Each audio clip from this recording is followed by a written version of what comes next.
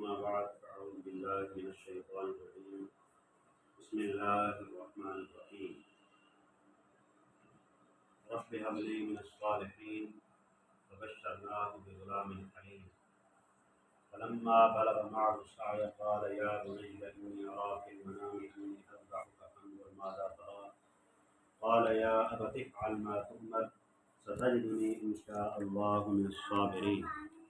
فلما أسلما وتله للجبين وناديناه أن يا إبراهيم قد صدقت الرؤيا إنا كذلك نجزي المحسنين إن هذا لهو البلاء المبين وفديناه بذبح عظيم. آمنت بالله صدق الله العظيم وصدق رسوله النبي الكريم الأمين ونحن على ذلك لمن الشاهدين والشاكرين والحمد لله رب العالمين. إن الله وملائكته يصلون على النبي يا أيها الذين آمنوا صلوا عليه وسلموا تسليما. الصلاة والسلام عليك يا سيدي يا رسول الله وعلى آلك وأصحابك يا سيدي يا حبيب الله. مولاي صل وسلم دائما أبدا على حبيبك خير الخلق كلهم. يا أكرم الخلق ما لي من ألوذ به سواك عند حلول الحادث العممي. ويا رب بالمصطفى بلغ مقاصدنا واغفر لنا ما مضى یا واسع الکرم.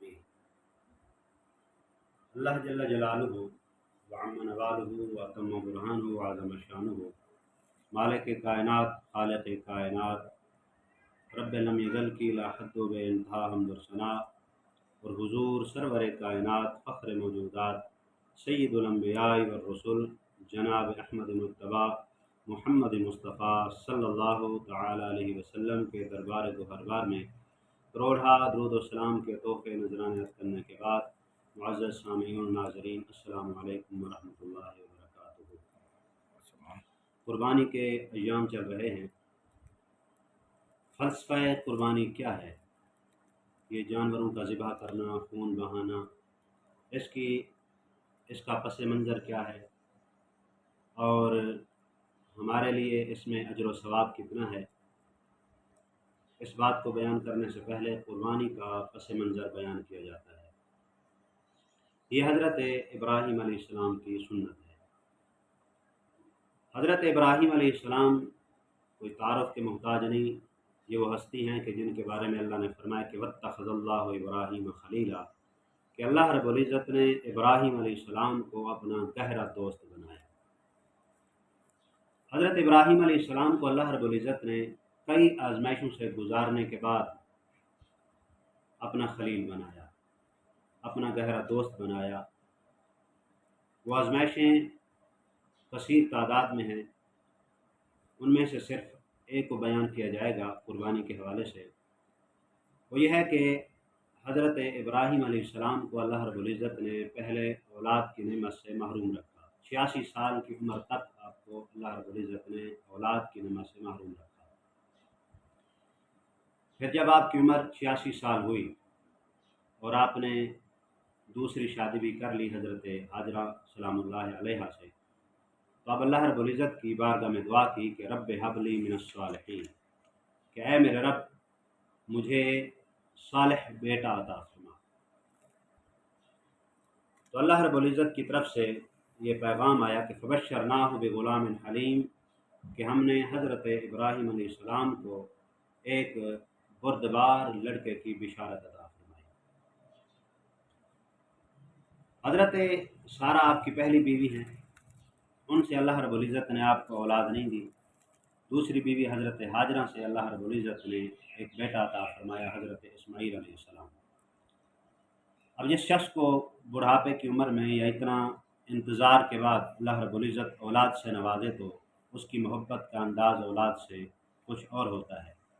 تو حضرت ابراہیم علیہ السلام ہر وقت حضرت اسماعیل علیہ السلام کو چومتے، سینے سے لگاتے، پیار کا اظہار کرتے، محبت کا اظہار کرتے۔ حضرت سارہ سلام اللہ علیہا بتقاضۂ بشریت جب وہ دیکھتی کہ حضرت ابراہیم علیہ السلام اپنے بیٹے سے والہانہ محبت کرتے ہیں تو انہیں رشک پیدا ہوا، اور یہ انسانی فطرت ہے۔ تو انہوں نے کہا کہ اے ابراہیم، مجھ سے برداشت نہیں ہوتا کہ آپ اسماعیل کو پیار کریں اور ان کی والدہ حضرت حاجرہ سے پیار کریں۔ میرا کہنا مانیں، میں یہ کہتی ہوں کہ آپ ان ماں بیٹے کو اپنے آپ سے اور مجھ سے دور کر دیں۔ حضرت ابراہیم علیہ السلام کی طرف اللہ رب العزت کی طرف سے وحی بھی آ گئی کہ اے ابراہیم، جس طرح آپ کی بیوی سارہ کہتی ہیں اسی طرح کریں کہ حضرت اسماعیل اور ان کی والدہ حضرت حاجرہ کو ان سے دور کر دیں، لیکن جگہ جو ہے وہ میں آپ کو بتاتا ہوں کہ کس جگہ پہ آپ نے ان کو چھوڑ کے آنا ہے۔ تو اللہ رب العزت نے جس جگہ کا انتخاب فرمایا وہ خانہ کعبہ کے قریب، جہاں اب خانہ کعبہ ہے، کیونکہ اللہ رب العزت نے اپنے گھر کو آباد کرنے کا اہتمام بھی کرنا تھا، تو اللہ رب العزت نے حضرت ابراہیم علیہ السلام سے فرمایا کہ اپنی بیوی حضرت حاجرہ اور اپنے بیٹے حضرت اسماعیل کو جہاں خانہ کعبہ تعمیر ہونا ہے وہاں اس وادی کے اندر جا کے چھوڑیں۔ تو حضرت ابراہیم علیہ السلام اللہ رب العزت کے حکم کے مطابق حضرت حاجرہ اور ان کے بیٹے حضرت اسماعیل علیہ السلام کو وادی بیابان کے اندر، جس کو اللہ رب العزت نے غیر ذی زرع وادی کہا ہے کہ جس کے اندر زراعت نہ ہوتی ہو، بیابان وادی ہو، بنجر زمین ہو، اس جگہ پہ حضرت ابراہیم علیہ السلام چھوڑ آئے۔ روایت میں ہے کہ جب حضرت ابراہیم علیہ السلام حضرت حاجرہ اور حضرت اسماعیل کو اس وادی بیابان کے اندر چھوڑ کے چند کھجوریں اور تھوڑا سا پانی دے کے واپس آنے لگے تو حضرت حاجرہ نے پوچھا کہ آپ ہمیں کس کے سہارے چھوڑ کے جا رہے ہیں؟ میں عورت ذات ہوں، کمزور ذات ہوں، اور یہ معصوم بچہ ہے، یہ بھی سہارے کا محتاج ہے اور میں بھی سہارے کی محتاج ہوں، اور آپ ہمیں یہاں ایک وادی بیاباں کے اندر جہاں ارد گرد کوئی انسانی آبادی نہیں ہے، کس کے سہارے ہمیں کیوں چھوڑ کے جا رہے ہیں؟ تو حضرت ابراہیم علیہ السلام خاموش رہے۔ کئی بار سوال کرنے کے بعد پھر حضرت حاجرہ نے خود ہی پوچھ لیا کہ اللہ کا حکم ہے؟ آپ نے فرمایا کہ ہاں اللہ کا حکم ہے۔ تو اب حضرت حاجرہ سلام اللہ علیہ نے کہا کہ اگر اللہ کا حکم ہے تو پھر ہمیں یقین ہے کہ اللہ رب العزت ہمیں ضائع نہیں ہونے دے گا، وہ ہماری حفاظت کرے گا۔ اگرچہ یہاں کوئی انسان موجود نہیں ہے، یہاں کوئی آبادی نہیں ہے، یہاں کوئی زندگی کے آثار نہیں ہیں، یہاں کوئی ذریعہ معاش نہیں ہے، لیکن اللہ رب العزت ہر چیز پہ قادر ہے۔ اگر اسی کا حکم ہے تو پھر وہ ہماری حفاظت بھی فرمائے گا اور ہمیں ضائع نہیں ہونے دے گا۔ حضرت ابراہیم علیہ السلام وہاں سے روانہ ہوئے تو یہ ایک بہت بڑی آزمائش تھی۔ ایک اولاد جو بڑھاپے کی عمر میں اللہ رب العزت عطا فرمائے، 86 سال کی عمر میں کئی دعاؤں کے بعد اب حکم ہو کہ اب اسی اولاد کو جو تمہاری آنکھوں کا تارا بن چکا ہے، جو تمہاری آنکھوں کی ٹھنڈک بن چکا ہے، جس سے تم اپنے سینے کے اندر ٹھنڈک پہنچاتے ہو، اس کو جاؤ اور ایک وادی بیابان کے اندر چھوڑ آؤ۔ تو یہ ایک بہت بڑی آزمائش تھی۔ حضرت ابراہیم علیہ السلام اس آزمائش میں کامیاب ہوئے۔ وہاں سے جب چلے تو پہاڑ کے دامن میں کھڑے ہو کے حضرت ابراہیم علیہ السلام نے دعا کی، کہا کہ ربنا انی اسکنت من ذریتی بواد غیر ذی زرع عند بیتک المحرم، کہ ہمارے رب بے شک میں اپنی اولاد کو ایک وادی بیابان کے اندر تیرے عزت والے گھر کے پاس چھوڑے جا رہا ہوں۔ ربنا لیقیموا الصلاۃ، یا اللہ چھوڑے اس لیے جا رہا ہوں تاکہ تیرے گھر کو آباد کریں گے، نماز قائم رکھیں گے۔ فاجعل افئدۃ من الناس، اب تو مہربانی فرمانا کہ لوگوں کے دلوں کو ان کی طرف مائل فرما دینا۔ وارزقہم من الثمرات لعلہم یشکرون، اور انہیں پھلوں کا رزق بھی عطا فرمانا تاکہ وہ تیرا شکر ادا کریں۔ حضرت ابراہیم علیہ السلام اپنی بیوی اور اولاد کو یہ دعائیں دے کے وہاں سے روانہ ہوئے۔ اب جب وہ چند کھجوریں اور پانی ختم ہوا، حضرت حاجرہ سلام اللہ علیہ کا دودھ جو ہے وہ خشک ہو گیا۔ حضرت اسماعیل علیہ السلام بھوک اور پیاس کی وجہ سے بلکنے لگے، تو حضرت حاجرہ سلام اللہ علیہ پانی کی تلاش میں صفا مروہ کی طرف چکر لگاتی ہیں، کبھی صفا کی طرف کبھی مروہ کی طرف 7 چکر لگائے آپ نے۔ آخرکار حضرت جبریل علیہ السلام نے اپنا پر مارا تو آب زمزم جاری ہوا، جو حضرت اسماعیل علیہ السلام کی ایڑی کو چومتا ہوا باہر آیا۔ تو حضرت حاجرہ آئیں اور پانی کو زمزم کہہ کے روکا۔ اس طرح پانی کا اللہ رب العزت نے اہتمام فرمایا، اور یہ پانی ایسی چیز ہے کہ اس کے اندر غذائیت بھی موجود ہے، اور یہ ہے کھانے کا بھی کام دیتا ہے۔ اگر کسی کے پاس کھانے کی کوئی چیز نہ ہو، صرف زمزم پیتا رہے تو اس کی بھوک بھی مٹ جاتی ہے اور پیاس بھی مٹ جاتی ہے۔ تو اتنا عرصہ حضرت ہاجرہ اور حضرت اسماعیل علیہ السلام اسی پانی کے سہارے زندگی گزارتے رہے، کیونکہ اس کے اندر غذائیت بھی تھی، یہ کھانے کا کام بھی دیتا تھا اور پینے کا کام بھی دیتا تھا۔ وقت گزرتا رہا، وہاں اللہ رب العزت نے قبیلے کو آباد فرمایا، قبیلہ جرہم کو، کیونکہ حضرت ابراہیم علیہ السلام نے جاتے ہوئے دعا کی کہ اے میرے رب فاجعل افئدۃ من الناس تہوی الیہم، کہ لوگوں کے دلوں کو میری اولاد اور میری بیوی کی طرف موڑ دے کہ ان کے دل ان کی طرف راغب ہو جائیں۔ تو اللہ رب العزت نے حضرت ابراہیم علیہ السلام کی دعا کو اس طرح قبول فرمایا کہ جب وہ چشمہ جاری ہوا اور حضرت ہاجرہ اور حضرت اسماعیل وہاں زندگی گزارنے لگے تو وہاں کچھ پرندے بھی آنے لگ گئے، ایسے پرندے کہ جن کا پانی کے بغیر گزارا ہی نہیں ہے، جو پانی کے بغیر رہ ہی نہیں سکتے، ان کا رہنا ناممکن ہے۔ تو قبیلہ جرہم وہاں سے گزر رہا تھا، انہوں نے دیکھا کہ کچھ ایسے پرندے اڑ رہے ہیں کہ جو پانی کے بغیر رہ ہی نہیں سکتے۔ انہوں نے سوچا کہ ضرور یہاں کوئی چشمہ ہے جس کی وجہ سے یہاں یہ پرندے موجود ہیں۔ تو انہوں نے تلاش کیا تو باقی حضرت ہاجرہ کو ایک چشمے کے قریب پایا، انہوں نے اجازت مانگی کہ اگر اجازت ہو تو ہم یہاں آباد ہونا چاہتے ہیں۔ تو حضرت ہاجرہ نے فرمایا کہ ایک شرط پہ یہاں اجازت ملے گی کہ اس پانی کے اوپر میرا ہی قبضہ رہے گا، کیونکہ اللہ رب العزت نے مجھے شرف بخشا ہے اور میری خاطر اللہ رب العزت نے اس وادی بیاباں کے اندر ایک میٹھا چشمہ جاری فرمایا ہے، تو اس پانی کی واحد میں ہی مالکہ ہوں گی، تم اس پانی کے مالک نہیں ہوگے۔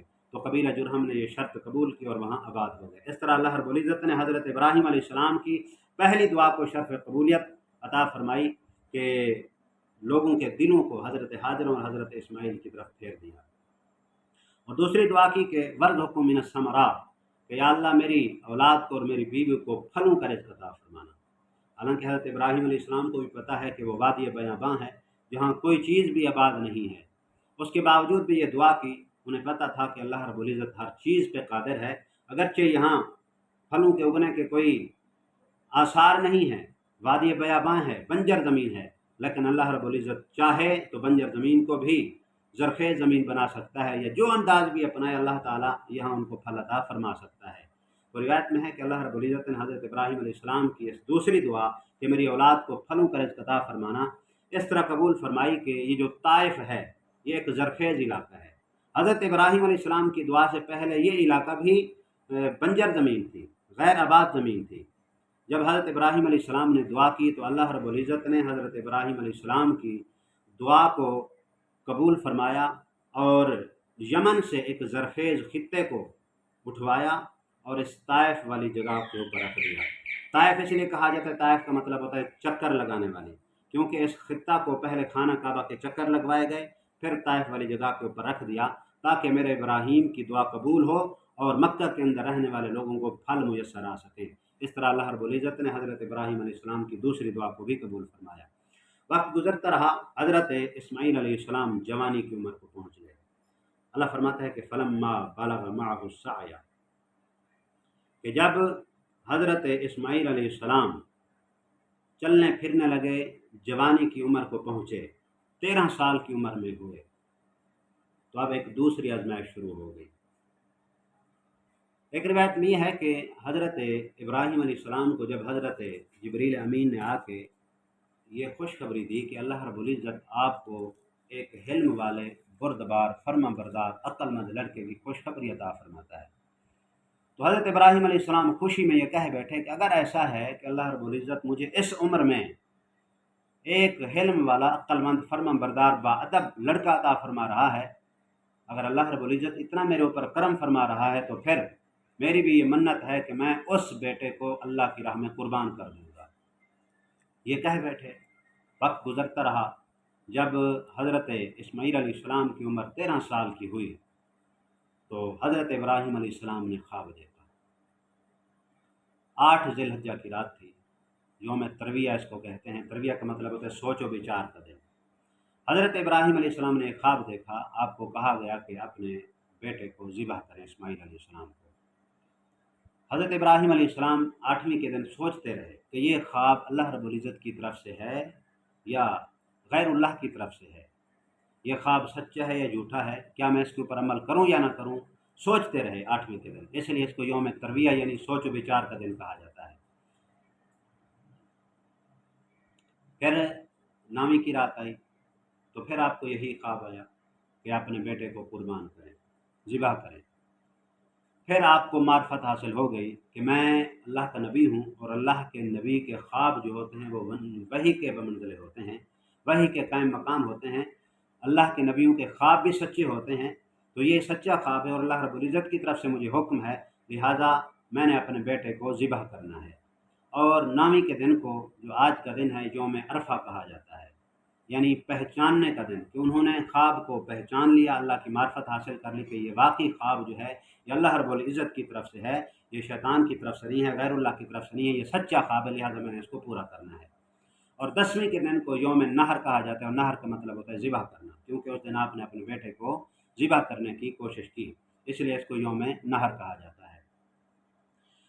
हज़रत इब्राहीम अलैहिस्सलाम जब इरादा करते हैं कि अल्लाह रब्बुल इज़्ज़त के इस हुक्म को पूरा करें, तो अपने बेटे हज़रत इस्माईल अलैहिस्सलाम के पास आते हैं और उन्हें आके कहते हैं कि या बुनय्या इन्नी अरा फिल मनाम अन्नी अज़बहुका फंजुर माज़ा तरा, कि ऐ मेरे बेटे, बेशक मैंने ख्वाब में देखा है कि मैं तुझे ज़िबह कर रहा हूँ। फंजुर माज़ा तरा, तुम भी गौर व फिक्र करो, सोचो और मुझे बताओ तुम्हारी क्या राय है। मैंने ये ख्वाब देखा है और अल्लाह रब्बुल इज़्ज़त की तरफ से मुझे हुक्म मिला है कि मैं आपको ज़िबह करूं। आप अपनी राय दें, आपकी क्या राय है। आपको सोचो विचार का, गौर व फिक्र का मौका दिया जाता है। आप बताएं कि आपकी क्या राय है। तो हज़रत इस्माईल अलैहिस्सलाम ने फरमाया कि या अबति फ़अल मा तुअमर, कि ऐ मेरे वालिद गिरामी, ऐ मेरे बाप, जो कुछ आपको हुक्म दिया गया है वो आप कर गुजरिए, बेफिक्र होके करें। जिसका अल्लाह रब्बुल इज़्ज़त ने आपको हुक्म दिया है आप करें, यानी आप मुझे ज़िबह कर डालें। बाकी रही मेरी बात, सतजिदुनी इंशाअल्लाहु मिनस साबिरीन, इंशाअल्लाह आप मुझे सब्र करने वालों में से पाएंगे।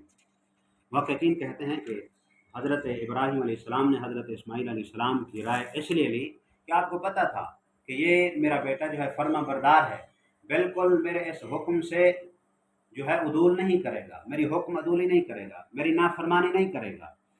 फिर आपने पूछा ताकि कल लोग ये ना कहें कि हज़रत इब्राहीम अलैहिस्सलाम तो अपने बेटे को ज़िबह करने के लिए तैयार हो गए थे, लेकिन इस्माईल जो है वो ज़िबह होने के लिए तैयार नहीं थे। तो इसलिए आपने पूछ लिया ताकि बात वाज़ेह हो जाए, और कल क़यामत तक लोग जो हैं ये ना कह सकें कि इस्माईल को ज़बरदस्ती ज़िबह किया गया था, बल्कि उन्हें पता चले कि जिस तरह बाप ज़िबह करने के लिए तैयार था, बेटा उसी तरह ज़िबह होने के लिए तैयार था। कहा कि ऐ मेरे वालिद गिरामी, आपको जिस तरह अल्लाह रब्बुल इज़्ज़त ने हुक्म दिया है आप कर गुजरें, बाकी रही मेरी बात, आपने मुझसे राय ली है, सतजिदुनी इंशाअल्लाहु मिनस साबिरीन, इंशाअल्लाह आप मुझे सब्र करने वालों में से पाएंगे। अब रिवायत में है कि हज़रत इब्राहीम अलैहिस्सलाम ने हज़रत हाजरा से फरमाया कि मेरे बेटे को तैयार करो, अच्छे कपड़े पहनाओ, खूबसूरत लिबास पहनाओ, खुशबू लगाओ, बालों में तेल लगाओ। ये क्यों तैयार कर रहे हैं? इसलिए तैयार कर रहे हैं कि अल्लाह रब्बुल इज़्ज़त की बारगाह में इनको कुर्बान करना है, मज़ीद ये खूबसूरत हो जाएं और मुझे मज़ीद प्यारे लगने लगें, मुझे भाने लगें, और जब ज़्यादा प्यारे लगेंगे और महबूब लगेंगे, जब मैं इसको ज़िबा करूँगा तो अल्लाह रब्बुल इज़्ज़त का मज़ीद क़ुर्ब हासिल करूँगा। इसलिए फरमाया कि इसको मज़ीद खूबसूरत बनाओ। वैसे भी खूबसूरत है, लेकिन चाहते थे कि मज़ीद प्यारे हो जाएँ ताकि अल्लाह रब्बुल इज़्ज़त की बारगाह में कुर्बान करूँ, तो मैं ये एज़ाज़ हासिल करूँ कि मैंने अपनी सबसे प्यारी चीज़ अल्लाह रब्बुल इज़्ज़त की बारगाह में कुर्बान की है। तो हज़रत हाजरा ने पूछा कि कहाँ लेके जा रहे हैं? तो आपने फरमाया कि दोस्त के पास लेके जा रहा हूँ, दोस्त की दावत की तरफ। तो हज़रत इब्राहीम अलैहिस्सलाम के, हज़रत इब्राहीम अल्लाह के दोस्त हैं, खलील हैं, तो आपने सच ही फरमाया कि दोस्त की दावत की तरफ लेके जा रहा हूँ। तो रास्ते में शैतान आ गया, सबसे पहले हज़रत हाजरा के पास आया, कहा कि आपको पता है कि आपके बेटे को हज़रत इब्राहीम कहाँ लेके जा रहे हैं? हज़रत हाजरा ने फरमाया कि दोस्त की दावत पर लेके जा रहे हैं। शैतान ने कहा कि नहीं नहीं, तुम्हें अंदाज़ा नहीं है कि वो उन्हें ज़िबह करने के लिए लेके जा रहे हैं। हज़रत हाजरा ने फरमाया कि ये कैसे हो सकता है कि एक शफ़ीक बाप, मुशफ़िक़ बाप, नरम मिजाज बाप अपने इस तरह प्यारे बेटे को, जो उन्हें बुढ़ापे की उम्र में अल्लाह रब्बुल इज़्ज़त ने दिया, अब वो जवानी की उम्र को पहुँचे, उनकी मूँछें आ रही हैं, वो उनकी जवान बुढ़ापे का सहारा बनने जा रहे हैं, वो अपने इस प्यारे आंखों के तारे को किस तरह ज़िबा करेंगे? तो शैतान ने कहा कि उनका गुमान है कि उन्हें रब का हुक्म है, حضرت حاجر نے فرمایا کہ اگر رب کا حکم ہے پھر یہ ایک اسماعیل ہے، اگر اس کی جگہ پہ سینکڑوں ہزاروں اسماعیل بھی ہوتے تو میں حاجرہ اللہ کے نام پہ قربان کرنے کے لیے تیار ہو جاتی۔ پھر حضرت اسماعیل کے پاس شیطان آیا، کہا کہ اسماعیل تمہیں پتہ ہے تمہارے والد تمہیں کہاں لے کے جا رہے ہیں؟ آپ نے فرمایا کہ دوست کی دعوت پہ جا رہے ہیں۔ کہنے لگا نہیں، تمہیں ذبح کرنے کے لیے لے کے جا رہے ہیں۔ حضرت اسماعیل علیہ السلام نے فرمایا کہ بھلا اتنا مشفق شفیق باپ بھی اپنے بیٹے کو ذبح کر سکتا ہے؟ تو شیطان نے وہی جواب دیا کہ ان کا گمان ہے کہ انہیں رب کا حکم ہے۔ حضرت اسماعیل علیہ السلام نے فرمایا کہ اگر رب کا حکم ہے تو پھر اسماعیل کی ایک جان ہے، اگر ہزاروں جانیں بھی ہوں تو میں رب کے نام پہ قربان کرنے کے لیے تیار ہوں۔ پھر وہ حضرت ابراہیم علیہ السلام کے پاس آیا شیطان، جمرہ عقبہ جہاں حاجی پہلی دفعہ جا کے 7 کنکریاں مارتے ہیں شیطان کو، اس جگہ پہ آیا، آ کے کہنے لگا ابراہیم ایک خواب کی پیروی کرتے ہوئے ایک ایسے پیارے بیٹے کو ذبح کرنے کے لیے جا رہے ہیں جو اللہ رب العزت نے آپ کو بڑھاپے کی عمر میں بڑھاپے کا سہارا عطا فرمایا، اتنا خوب روح جوان کو ایک خواب کے سہارے جو شیطانی خواب ہے، شیطان کی طرف سے خواب آیا ہے، اس کی پیروی کرتے ہوئے اپنے بیٹے کو ذبح کرنے کے لیے جا رہے ہیں۔ آپ نے وہاں اعوذ باللہ پڑھا اور 7 کنکریاں اٹھائیں اور شیطان کو مارا، وہاں سے بھاگ گیا۔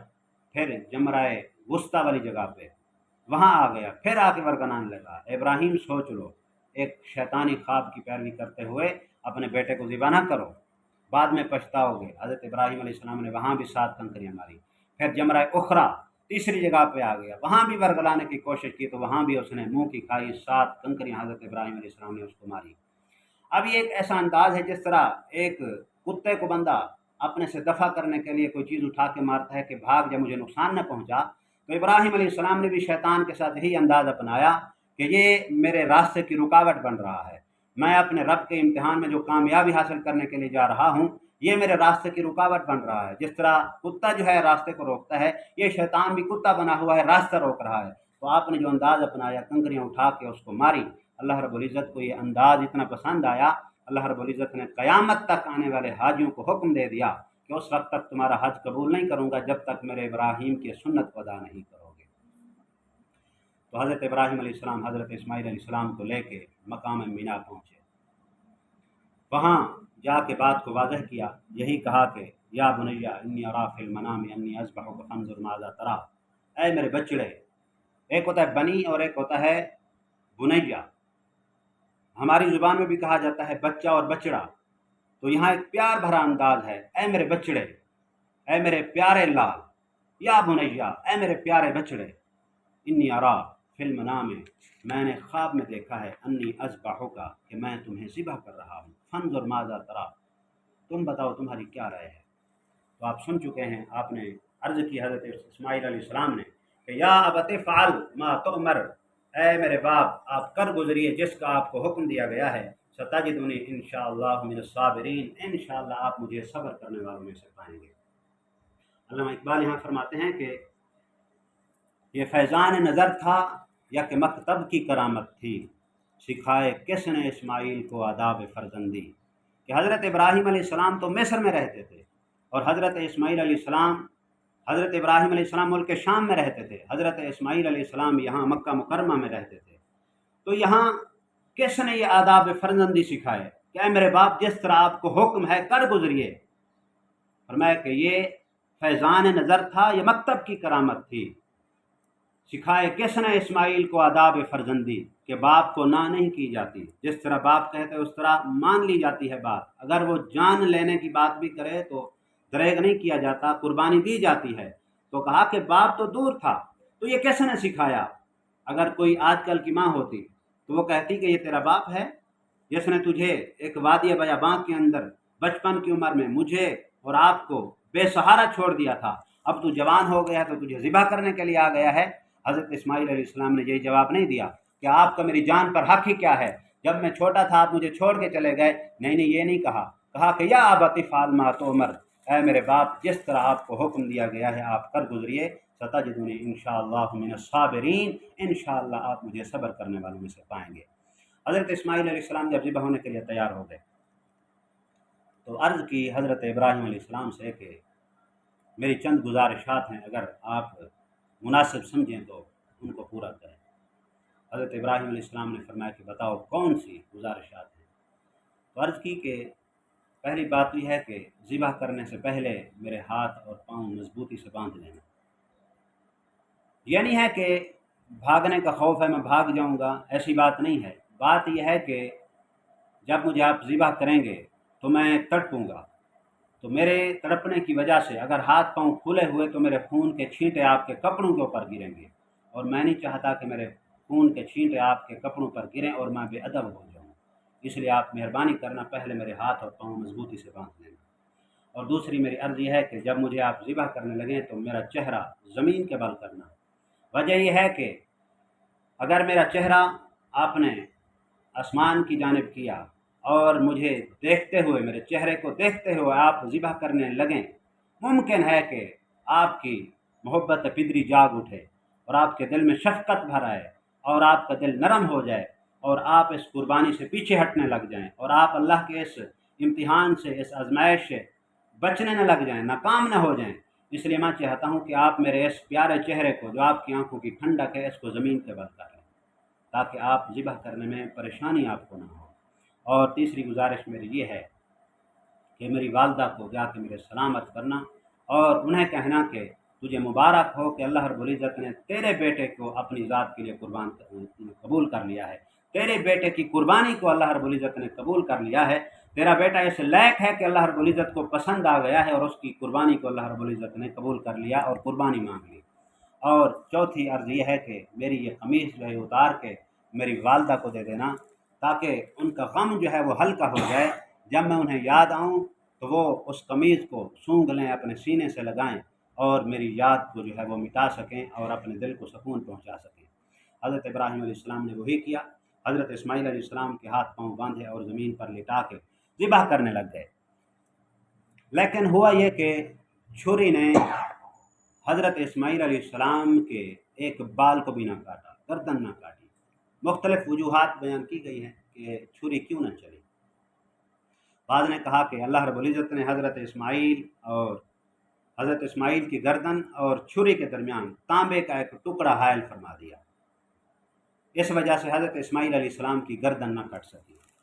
اور بعض نے یہ بیان کیا ہے کہ حضرت جبریل امین کو اللہ رب العزت نے فرمایا کہ جبریل جا کے حضرت ابراہیم علیہ السلام کی چھری کا رخ تبدیل کر دو، الٹی سائڈ جو ہے وہ حضرت اسماعیل علیہ السلام کی گردن کی طرف کر دو اور سیدھی سائڈ جو ہے وہ ہٹا دو، تاکہ حضرت اسماعیل علیہ السلام کی گردن نہ کٹ سکے۔